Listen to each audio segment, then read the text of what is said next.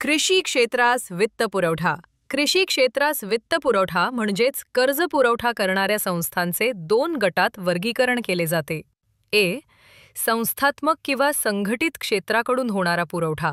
यामध्ये सरकार, सहकारी संस्था, व्यापारी बँका यांचा समावेश. हे आहे जी.के. Marathi YouTube channel. असंघटित किंवा खाजगी क्षेत्राकडून होणारा पुरवठा. यामध्ये सावकार, पेढीवाले, सराफ, नातेवाईक, मोठे व्यापारी, सधन शेतकरी यांचा समावेश होतो. शेतीला पतपुरवठा करण्यासाठी खालील संस्थांची स्थापना करण्यात आली.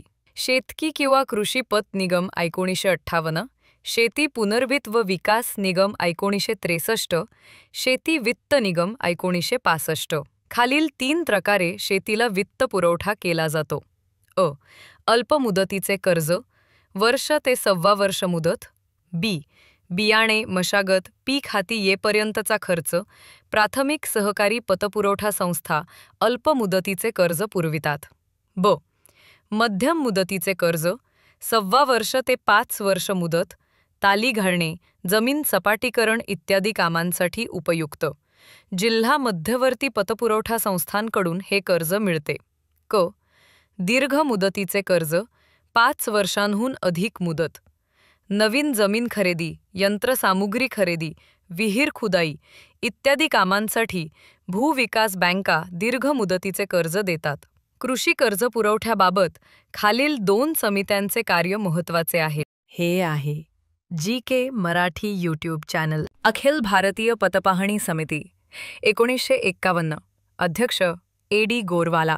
रिझर्व्ह बँकेने 1951 साली ए.डी. गोरवाला यांच्या अध्यक्षतेखाली अखिल भारतीय ग्रामीण पतपाहणी समिती स्थापन केली.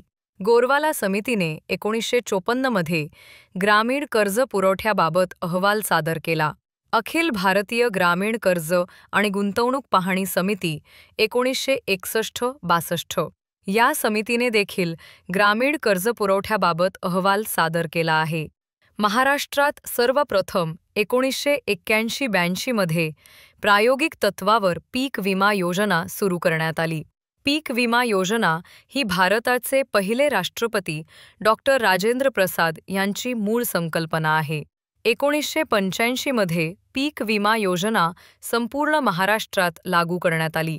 1999-2000 या वर्षापासून ही योजना देशव्यापी करण्यात येऊन ती राष्ट्रीय पीक विमा योजना या नावे राबविली जात आहे.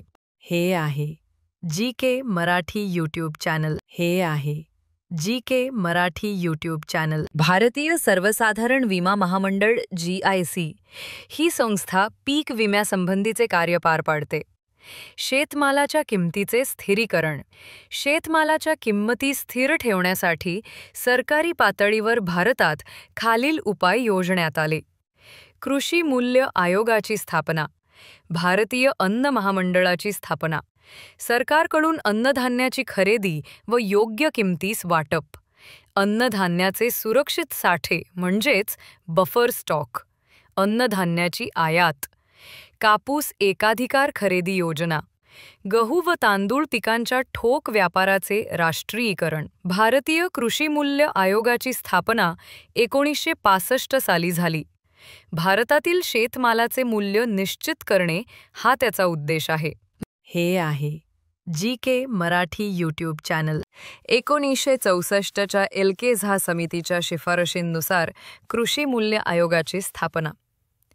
कृषी मूल्य व किंमती यासाठीचा राष्ट्रीय आयोग म्हणून 1985 पासून कृषी मूल्य आयोग ओळखला जातो. भारतीय अन्न महामंडळाची स्थापना 1 एप्रिल 1965 रोजी झाली. भारतीय अन्न महामंडळाचे मुख्यालय चेन्नई येथे आहे. अन्नधान्याच्या किमती नियंत्रित ठेवण्यासाठी हे महामंडळ अतिरिक्त अन्नधान्य खरेदी करून साठा करून ठेवते व योग्य वेळी वितरित करते. अन्नधान्याची खरेदी, साठवण, वाहतूक, वाटप आणि विक्री इत्यादी भारतीय अन्न महामंडळाचे कार्य आहे. महाराष्ट्र शासनाने कापूस एकाधिकार खरेदी योजना 1971 साली सुरू केली. याचा उद्देश कापसाच्या व्यापारातील दलालांची मक्तेदारी मोडीत काढून कापूस उत्पादकांना रास्त भाव मिळवून देणे. वसंतराव नाईक हे कापूस एकाधिकार खरेदी योजनेचे मूळ प्रवर्तक. हे आहे GK मराठी यूट्यूब चॅनल.